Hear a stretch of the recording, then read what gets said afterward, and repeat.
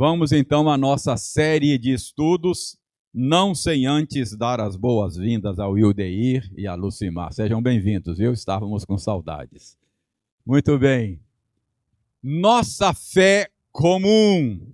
Nós estamos estudando a Bíblia, seguindo o roteiro da nossa confissão de fé, que é a Confissão de Fé de Westminster.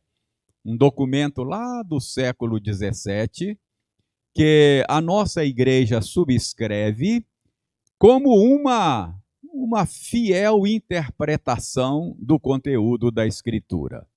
Então é por isso que nós chamamos de nossa fé comum. Presbiterianos do mundo todo creem na Bíblia desta maneira aí, que está na Confissão de Fé. A Confissão de Fé, ela é organizada por capítulos, cada capítulo tem parágrafos, não é? E nós já estamos no capítulo 22. O tema tratado nesse capítulo, o tópico, o assunto tratado nesse capítulo, são juramentos e votos, ok? Juramentos e votos. Nós já estudamos, então, estamos estudando o 22º tema. Já estudamos 21 tópicos diferentes. Olha só que maravilha, não é? Essa caminhada nos possibilitou estudar uma diversidade enorme de assuntos da Bíblia. E veja bem, esse assunto que estamos estudando nesse parágrafo, juramentos e votos. Juramentos e votos é uma prática bíblica, cristã, legítima, mas pouco estudada, não é? E, portanto, pouco conhecida, não é? Sobretudo na nossa tradição evangélica, não é? Tradição católica, do modo deles, parece que praticam, pelo menos atualmente, praticam ou se interessam por esse assunto, né? Fazer juramentos, promessas e votos, não é? Mais do que a nossa tradição. A gente não tem estudado tanto esse assunto como devia, e nem se preocupa muito com ele. Mas é um assunto bíblico, é uma prática cristã, não é? É uma prática legítima. Então é bom que a gente gaste tempo para entender essa prática. Os nossos irmãos lá de Westminster contemplaram o assunto aí na Confissão de Fé. Muito bem, nós estamos no parágrafo 5º. Parágrafo 1, 2, 3 e 4 já foram estudados. Nesses parágrafos 1, 2, 3 e 4, nós estudamos a respeito de juramentos. Hoje, nós vamos começar a ver votos. Então, esse capítulo trata de juramentos e trata também dos votos. Então, a partir de agora, voto. Parágrafo 5º diz o seguinte: o voto é da mesma natureza que o juramento promissório.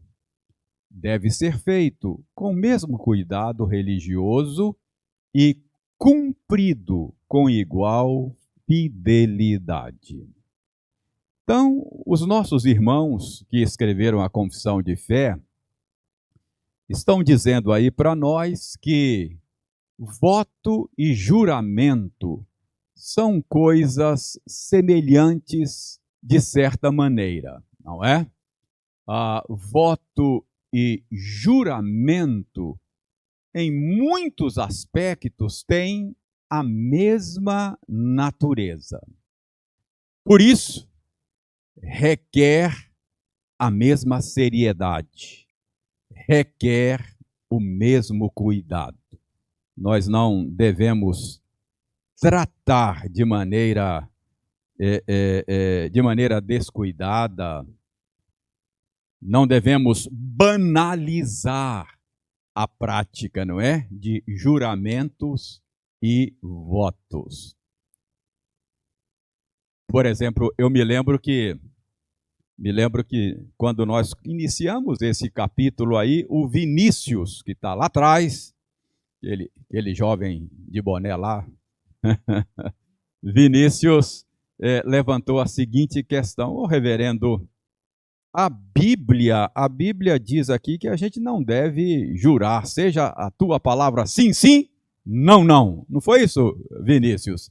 Como é que aí está falando de juramento? Como é que a gente harmoniza isso aí? E eu disse, Vinícius, vamos chegar um momento que a gente, aliás, não foi quando nós iniciamos isso não, estávamos para iniciar. Foi no capítulo anterior, porque agora eu me lembrei. A minha resposta foi ao próximo capítulo vamos tratar especificamente disso aí. Então, veja bem, o que o Senhor estava condenando lá, Vinícius, naquela passagem que você mencionou, era o uso banal. É a banalização de uma prática legítima, não é? Lá o que o Senhor estava dizendo é que, embora o juramento seja uma prática legítima para se estabelecer a verdade de uma afirmação, o próprio Deus faz juramentos, não é? Não precisa, a palavra dele é por si mesma confiável, mas por causa da nossa fraqueza, por graça, ele faz promessas e jura por si mesmo, diz o escritor de Hebreus. Mas, embora seja uma prática legítima, ela pode ser banalizada. Então, o que aquela passagem que você mencionou está querendo nos ensinar é que a gente não deve banalizar essa prática, no sentido de que, se qualquer afirmação que eu faça, eu precise interpor um juramento, é sinal de que a minha palavra caiu no descrédito, né? Então, a gente não deve ficar jurando por pouco mais que nada, não é? Ficar fazendo juramentos de maneira banal.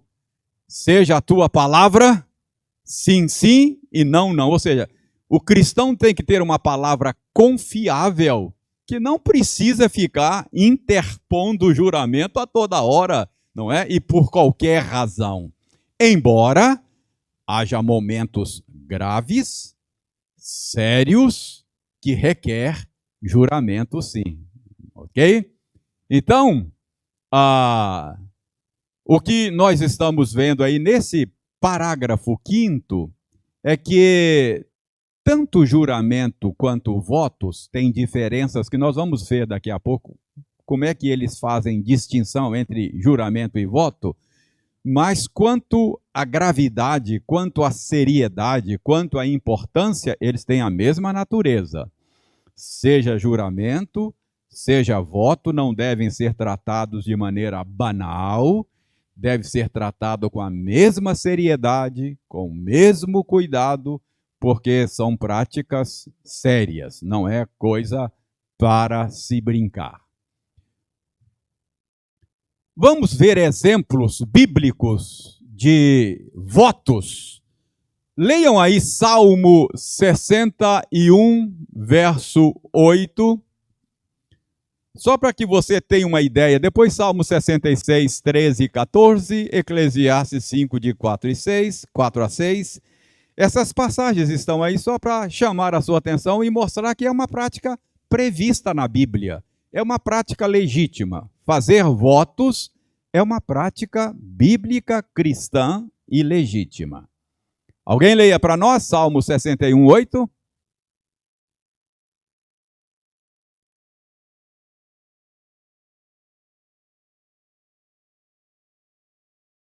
Para cumprir os meus votos. Então, a prática de fazer votos é prevista na Escritura, portanto, algo legítimo, algo cristão. 66, 13 e 14.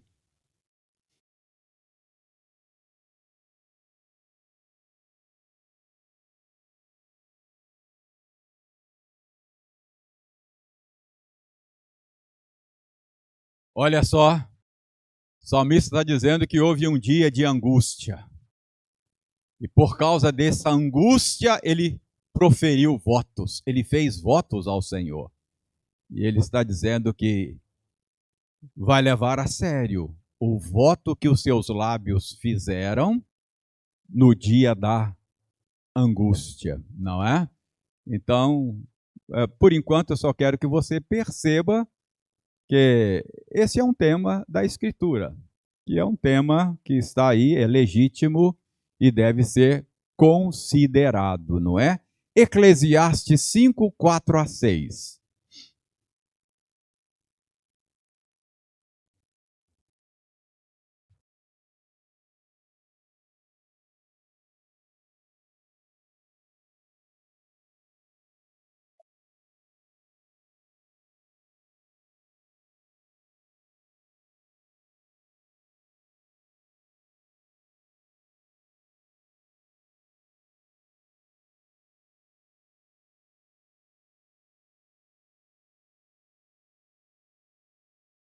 Muito bem, prestem atenção que além de mostrar que é uma prática prevista na Escritura, essa passagem que Eliane leu chama a nossa atenção também para a necessidade de não tratar o assunto de maneira leviana, não é?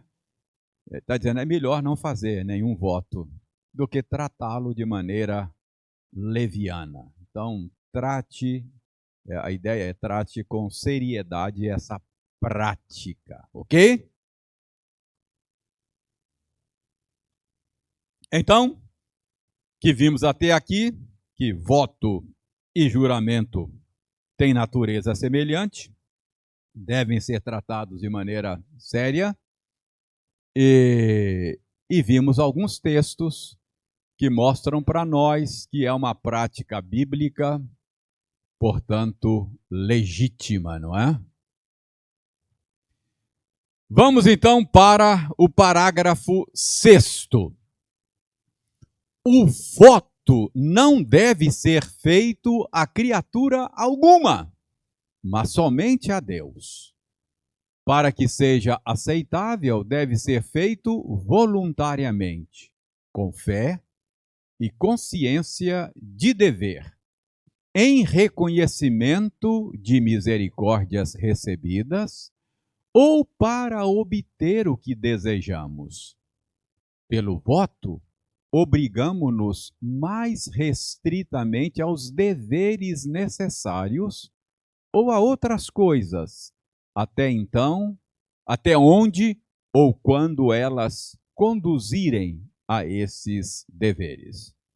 Então, vamos ver aqui esse parágrafo 6º, não é? Vamos por parte. Aí está sendo dito que o voto não deve ser feito a criatura alguma, mas somente a Deus. Então, aqui a gente tem uma distinção que a nossa confissão de fé faz entre juramento e voto. Então, há uma distinção. A gente normalmente não faz essa distinção na nossa comunicação corriqueira, na terminologia que a gente usa comumente. A gente fala de juramento e voto como se fossem termos sinônimos, não é? Não tivesse nenhuma distinção. Mas, embora sejam termos que estejam dentro do mesmo universo de significado, os nossos irmãos acham que há ligeira distinção entre juramento e voto.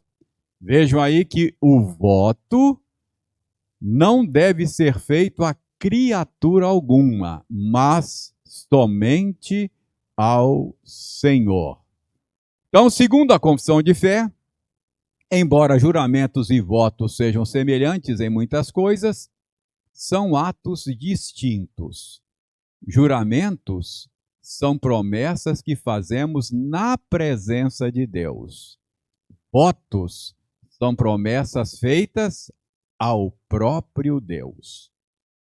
Eu disse que a gente normalmente não faz essa distinção, né? Por exemplo, a gente chama de votos conjugais aqueles compromissos assumidos no dia do casamento, né? Mas, de fato, segundo esse critério da confissão de fé, não seriam votos, seriam juramentos, não é? Juramento é aquilo que a gente faz e faz diante de testemunhas, faz a outra pessoa, diante de testemunhas, tendo como testemunha maior o próprio Deus, não é? Deus é testemunha da aliança entre ti e a mulher da tua mocidade. Então, no casamento, é juramento, não é? São promessas feitas a uma outra criatura. Então, segundo esse critério, eu não fiz votos conjugais, porque votos são promessas feitas ao Senhor. Percebe? Deu para perceber a distinção? Então, quando eu prometi a Eliane que eu ia cuidar dela até que um de nós dois morresse, ela ou eu, não é? Eu estava fazendo não votos, mas nesse caso aí, segundo ele, estava fazendo juramentos. Eu prometi a ela na presença de Deus. Agora, o voto não é feito a criatura alguma. O voto é promessa feita ao Senhor, segundo o critério estabelecido pelos nossos irmãos aí que escreveram a confissão de fé.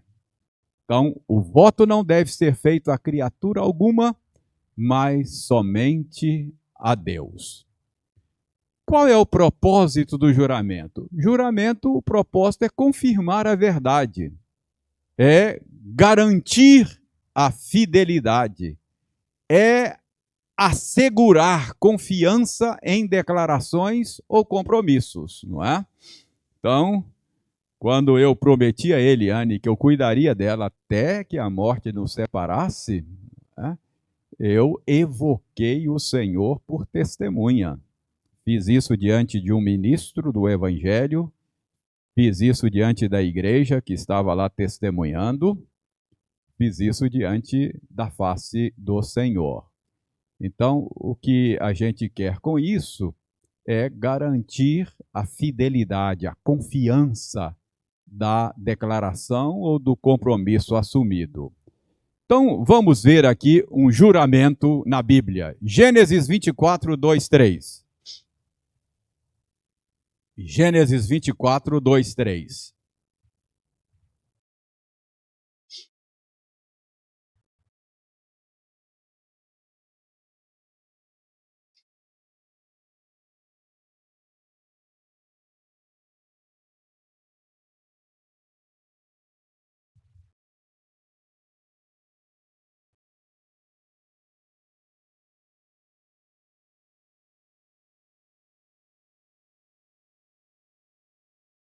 Então, Abraão mandou o seu servo para conseguir uma esposa para o seu filho, e o servo assumiu o compromisso feito a Abraão, é um juramento, diante da face de Deus, não é? Que não tomaria esposa para o filho de Abraão dentre os cananeus, mas e aí ele jurou. Então, isso é um juramento. O propósito do juramento é garantir a veracidade da promessa. E o propósito do voto? O propósito do voto é a consagração especial.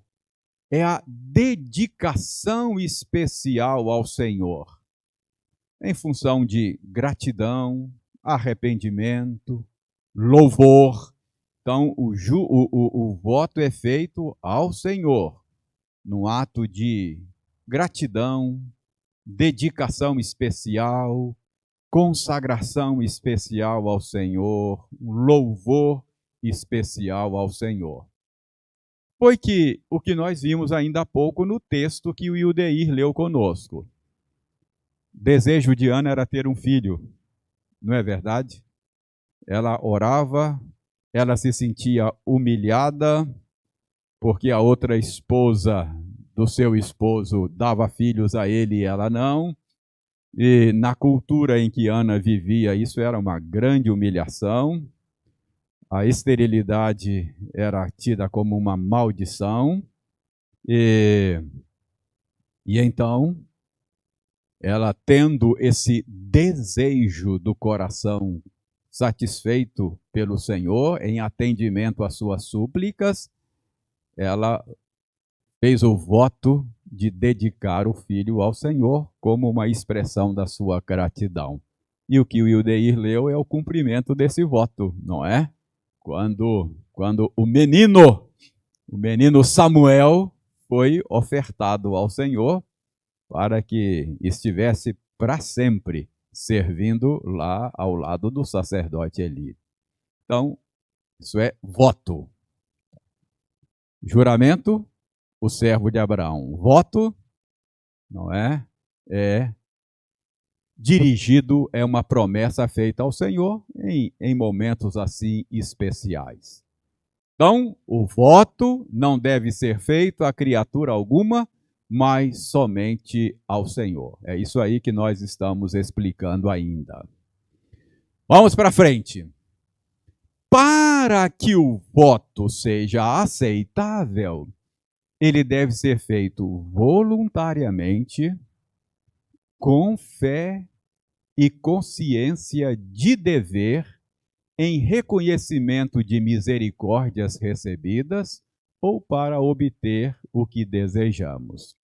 O voto de Ana foi em reconhecimento à misericórdia recebida, né? Ela teve o filho que ela desejava, então fez o voto ao Senhor.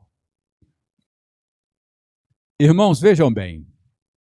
Então, para que ele seja aceitável, deve ser feito voluntariamente. Esse é o nosso ponto agora.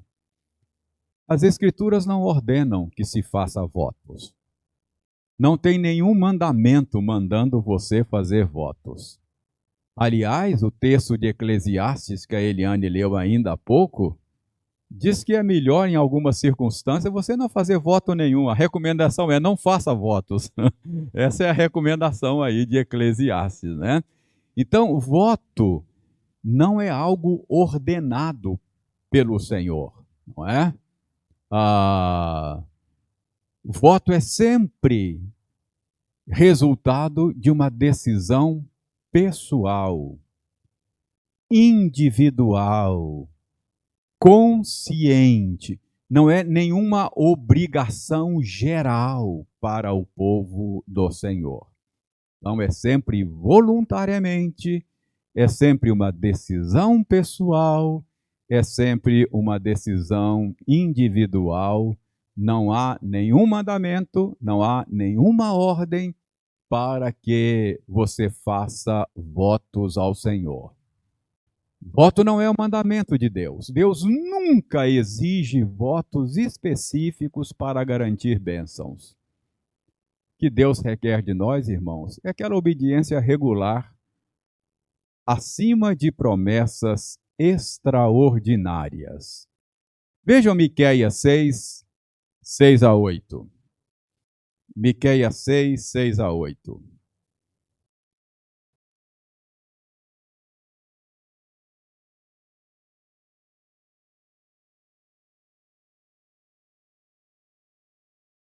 Alguém leia para nós?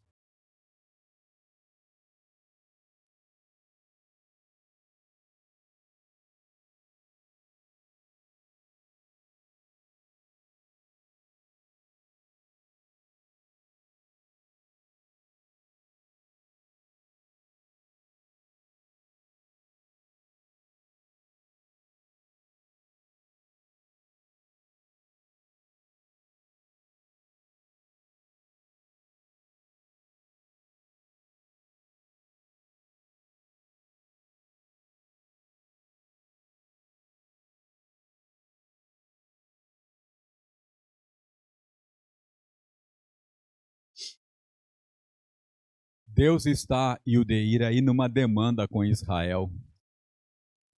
E o povo está perguntando para o Senhor assim, o que o Senhor quer que a gente faça? Tem alguma coisa extraordinária para a gente fazer? É? Alguma coisa? A resposta é não, nada de extraordinário. Ame a justiça, não é? Como é que é? Ame a misericórdia, pratique a justiça e ande humildemente com o teu Deus. Ou seja, o Senhor não requer votos específicos, não requer nada além da obediência regular ao Senhor. Ame a misericórdia, pratique a justiça e ande humildemente com o teu Deus. É isso que Deus requer de você. Nada extraordinário. Embora, excepcionalmente, voluntariamente, individualmente, você possa fazer votos. Mas não que o Senhor requeira isso do seu povo. Não há. Ele aceita, mas não requer isso, ok? 1 Samuel 15, 22.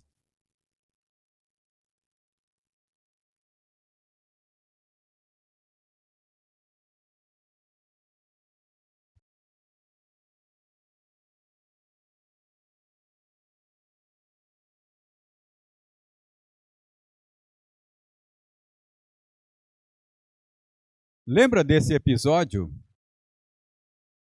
Foi com Saul, né? Deus deu a Saul a ordem para exterminar um povo. Não pegar nada do despojo. E liquidar tudo, matar tudo. Os animais, tudo. Samuel foi lá. Aí numa determinada noite, o Senhor fala para Samuel, olha, Saul pisou na bola, desobedeceu. E Samuel recebeu a tarefa de confrontar o rei. Aí foi lá fazer uma visitinha para o rei, não é?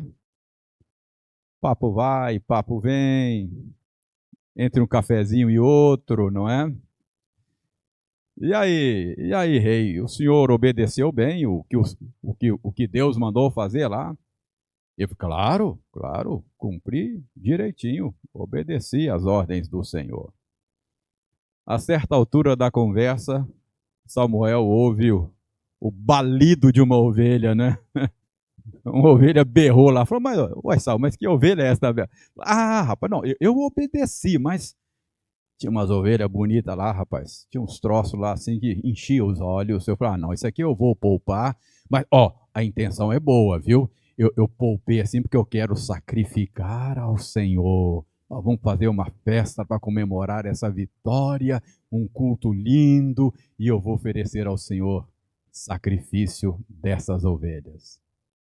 Aí foi nesse contexto que ele diz, Deus não exige nada disso, Deus quer que você obedeça a palavra dele, não é? Obedecer é melhor do que fazer coisas extraordinárias para o Senhor, não é? Então, esse é o ponto.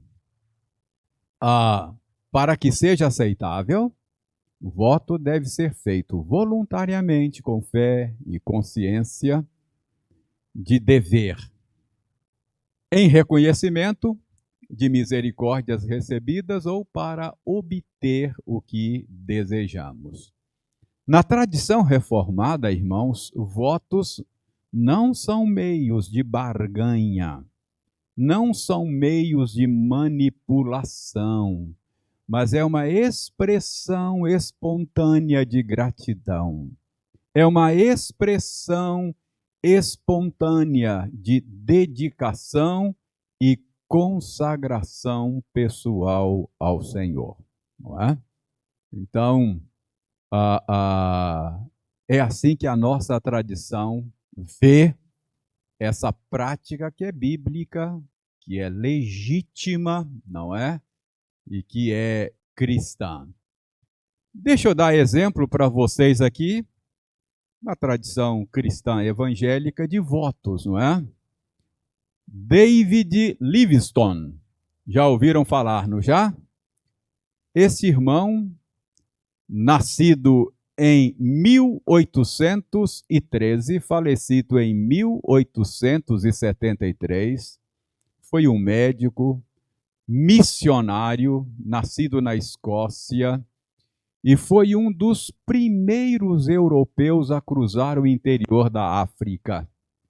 E ele foi motivado pelo desejo de pregar o evangelho e combater o tráfico de escravos. Nos seus diários, nas suas cartas, a gente descobre que ele fez um voto ao Senhor.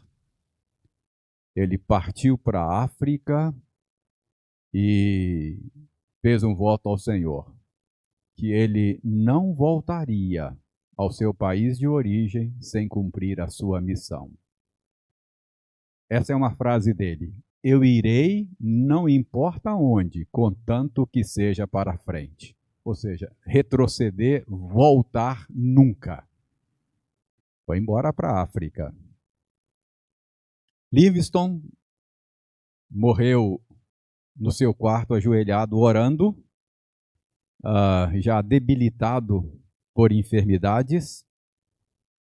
E, curiosamente, quando família quis trazer de volta o corpo dele para ser sepultado, está sepultado lá na Abadia de Westminster, onde a Confissão de Fé foi escrita.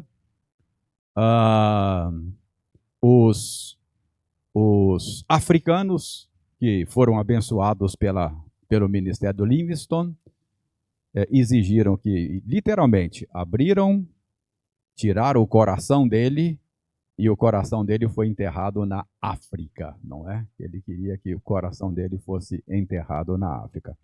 Aí ele foi sepultado na Inglaterra sem o coração ficou na África. Fez um voto a Deus, não é? Esse é um tipo de voto bíblico e cumpriu. Hudson Taylor, já ouviu falar, não é? Missionário inglês, fundador da missão no interior da China, fez um voto. Qual foi o voto dele?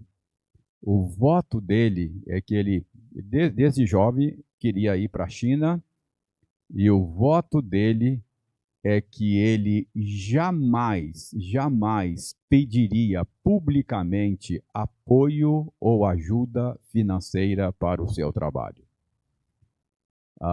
Sem pedidos públicos de dinheiro. Era assim que ele cumpriria o ministério dele. Se fizermos o trabalho de Deus como Ele quer que seja feito, Ele suprirá todas as necessidades. Essa era a convicção do coração dele. Fez esse voto, cumpriu o ministério dele sem nunca pedir publicamente qualquer ajuda financeira. Significa que todo missionário deve fazer isso? Não, não há nenhuma ordem para fazer voto nenhum, já dissemos isso. O apóstolo Paulo, o grande missionário, pediu ajuda. Está lá na igreja, está lá na carta aos Romanos, que ele diz, olha, eu vou fazer uma viagem a Jerusalém, logo depois eu pretendo ir à Espanha, mas antes eu vou descansar com vocês aí em Roma, para que vocês me enviem depois para a Espanha. A gente não sabe se Paulo realizou isso, né, se ele esteve na Espanha. Mas ele falou da intenção e do desejo de ter suportado, não é, ajudado pela igreja de Roma. Paulo pediu. Então não há voto, não, você não precisa fazer voto nenhum, não há nenhuma obrigação, é algo voluntário, pessoal. Esse irmão teve esse voto e cumpriu assim o seu ministério. Está claro essa questão de que não é uma ordem, é uma questão voluntária, individual, pessoal. Finalmente aí no parágrafo 6, pelo voto, obrigamo-nos mais restritamente aos deveres necessários ou a outras coisas, até onde ou quando elas conduzem a esses deveres. Então preste bem atenção. O entendimento da Confissão de Fé de Westminster é que, ao fazer votos, eles devem restringir-se aos deveres necessários. O voto deve se restringir ao território do necessário. Não devemos sobrecarregar a consciência com promessas ou obrigações que ultrapassem os mandamentos bíblicos, que ultrapassem o terreno do necessário. O que é isso? Para os nossos irmãos de Westminster, não faz sentido você fazer aquele voto assim de algo que Deus não requer de nós de maneira geral na Escritura. Vou fazer o voto de nunca mais comer chocolate por causa do que o Senhor fez por mim. O Senhor me deu uma bênção e eu nunca mais vou comer chocolate. Ou eu vou subir a escadaria de joelhos. Isso extrapola o território do necessário. Isso não é um dever geral e necessário da vida cristã. Eu recebi uma promoção no trabalho. O meu salário duplicou. Eu estou muito grato a Deus por essa promoção. Vou fazer o voto. Vou subir a escadaria de joelhos? Não, isso não é obrigação necessária. Vou ficar 1 ano sem comer chocolate? Também não faz sentido. O que é algo da esfera do necessário? É dever cristão geral ser generoso, ajudar o necessitado. Ok, o Senhor me deu agora uma promoção, me deu agora um salário muito maior do que eu tinha, eu vou viver com muito mais do que eu vivia antes. Então, por X tempo, durante esse ano, eu vou usar parte do meu salário para ser generoso com alguma pessoa, para a obra missionária. Entendeu o que é dever necessário, não é? Quer dizer, deixar de comer chocolate não é necessariamente necessário da vida cristã. Mas ser generoso é algo que você tem que fazer mesmo, é necessário. É algo que o Senhor requer de nós. Então, de maneira especial, eu vou ser especialmente, por causa de uma bênção especial, eu vou ser especialmente generoso. Entendeu o ponto aí que os irmãos aí querem dizer? Então, Colossenses diz aí que existem certas coisas que têm aparência de piedade, mas que, de fato, subir escadaria de joelhos, ou não é da esfera e do terreno do necessário. Tá claro isso? Tranquilo? Então vamos lá. Capítulo 22, parágrafo 7º. Vamos matar isso aqui é coisa rápida. É o último parágrafo. Ninguém deve prometer fazer coisa alguma que seja proibida na palavra de Deus ou que embarace o cumprimento de qualquer dever nela ordenado, nem o que não está em seu poder cumprir e para cuja execução não tenha promessa ou poder de Deus. Por isso, os votos monásticos que os papistas fazem do celibato perpétuo, pobreza voluntária e obediência regular, em vez de serem graus de maior perfeição, não passam de laços supersticiosos e iníquos com os quais nenhum cristão deve embaraçar-se. Então, veja bem, ao fazer voto, ninguém deve prometer coisa alguma que seja proibida na palavra de Deus ou que embarace o cumprimento de qualquer dever nela ordenado.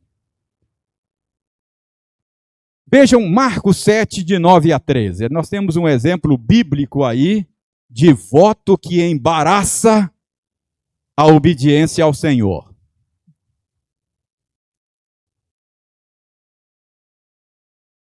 Marcos 7, 9 a 13.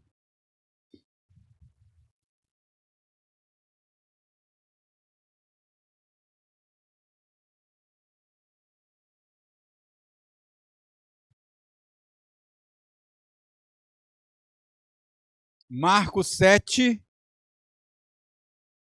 9 a 13.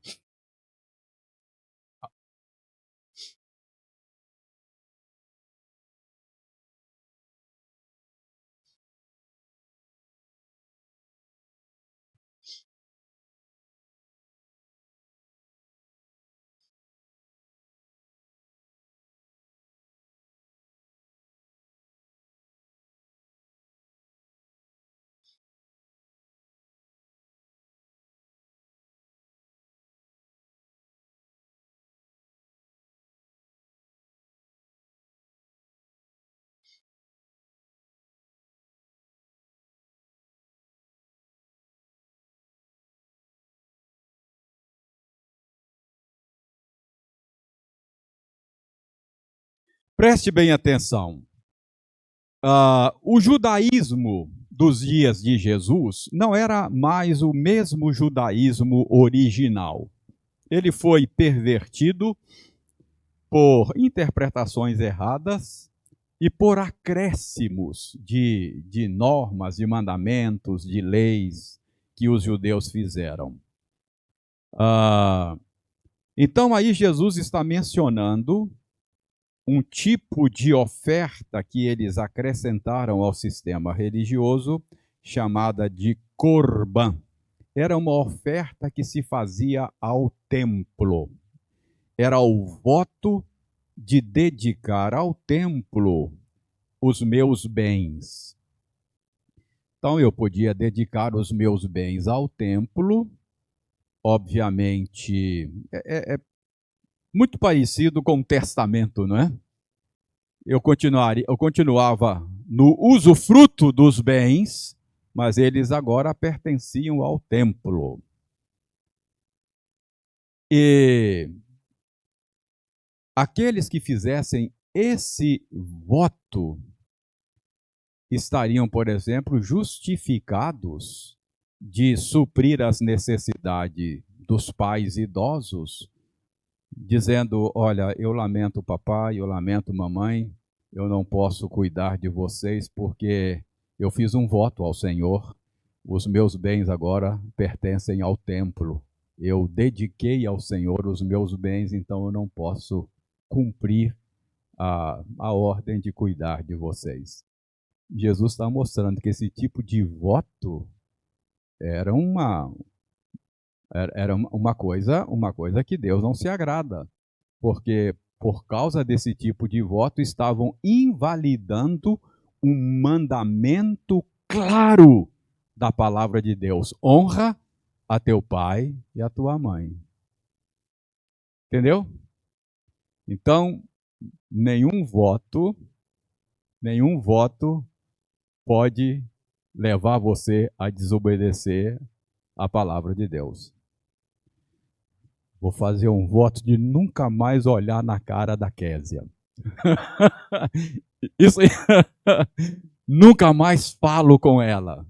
Olha, esse voto fere um princípio claro da palavra de Deus. Entendeu? Então, Késia, é brincadeira. É brincadeira. Então, ninguém deve prometer fazer coisa alguma que seja proibido na palavra de Deus ou que embarace o cumprimento de qualquer dever, não é? Ordenado na palavra de Deus.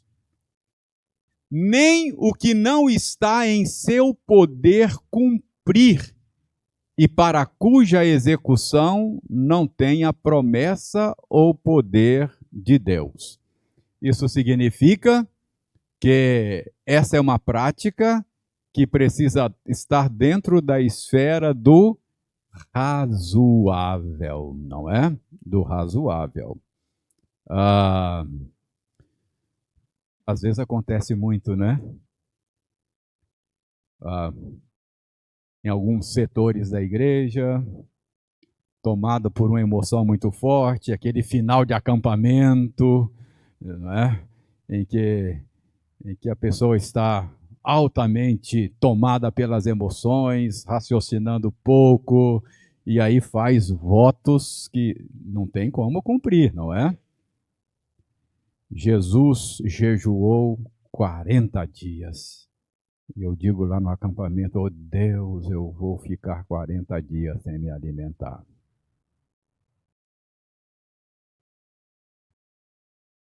Está dentro da esfera do razoável, os seus votos ao Senhor. Entendeu aí o ponto? Não é? Então, a nossa tradição entende que, embora seja uma prática cristã, bíblica, legítima, você não deve fazer votos que não sejam razoáveis, que você não possa cumprir, não é? Algo assim precisa ser dentro do razoável.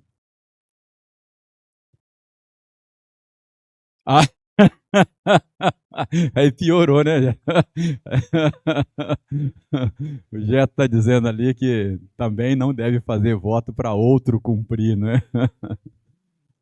Finalmente, por isso os votos monásticos que os papistas fazem do celibato perpétuo, pobreza voluntária e obediência regular, em vez de serem graus de maior perfeição, não passam de laços supersticiosos e iníquos com os quais nenhum cristão deve embaraçar-se. Os nossos irmãos que escreveram a Confissão de Fé estavam num embate com o catolicismo romano, né? Quando eles falam ali dos papistas, os seguidores do Papa, né? Ou seja, os papistas são os católicos romanos, que eles dizem aí. Então eles estão aí criticando certos votos, não é? Que impedem deveres cristãos gerais. É muito comum, por exemplo, fazer voto de pobreza. Algumas ordens monásticas, não é? Os seguidores fazem voto de pobreza.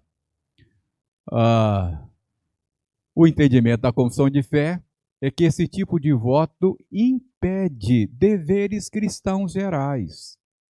Voto de pobreza é não ter nada, não ter bem nenhum, nunca ter nada, nunca adquirir nada. Mas, por exemplo, a Escritura fala de deveres cristãos gerais. Você deve trabalhar para ter com que atender ao necessitado. Isso é um dever geral, não é? Você trabalhar, ter com que atender ao necessitado. Então, se um voto me impede de cumprir um dever geral, não é? Da Escritura, ele não faz sentido. Por exemplo, ali eles falam ali da obediência regular. Nessas ordens, normalmente, a pessoa jura obediência total, incondicional aos superiores. O que o superior mandar fazer, você deve fazer. Eles dizem, isso é um tipo de voto que não se faz. Eu voto obedecer ao meu superior enquanto ele permanecer fiel à Escritura. Porque antes importa obedecer a Deus do que aos homens. Então, esse tipo de voto de obediência incondicional, diz aí os nossos irmãos, isso é um laço supersticioso que pode embaraçar você e levá-lo à desobediência a Deus. Então, esse é um tipo de coisa, um tipo de voto que não se faz. Então, eles terminam esse capítulo fazendo essa crítica à prática de votos solenes na esfera do catolicismo romano. Entenderam esse assunto? Voto é uma prática cristã prevista nas Escrituras, mas esse é o nosso entendimento, o entendimento da nossa tradição sobre essa prática.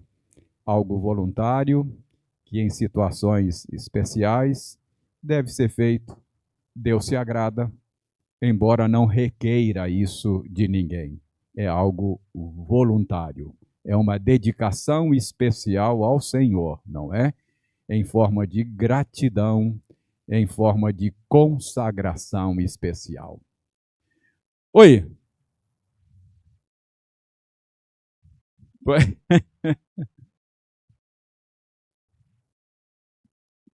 É.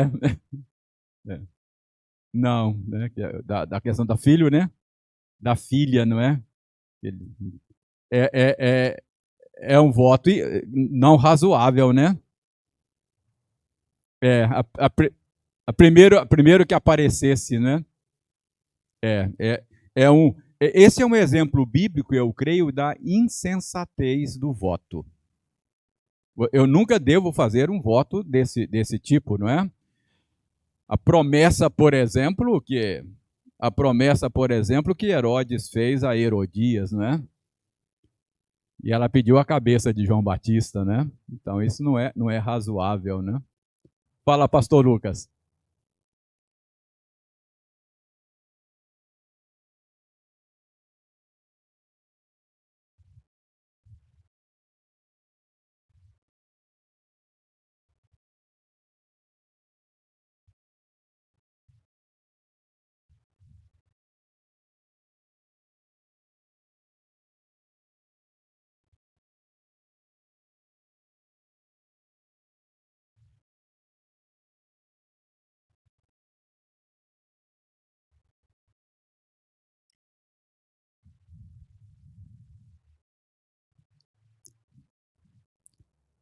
Verdade. O pastor Lucas está lembrando aqui que ao tratar de juramentos, não é?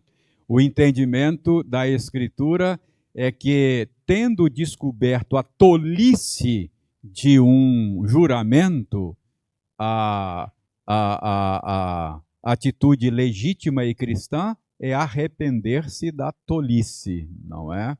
Então, ele está lembrando que esse princípio se aplica também à questão de votos, não é? Bem lembrado, pastor Lucas, muito obrigado.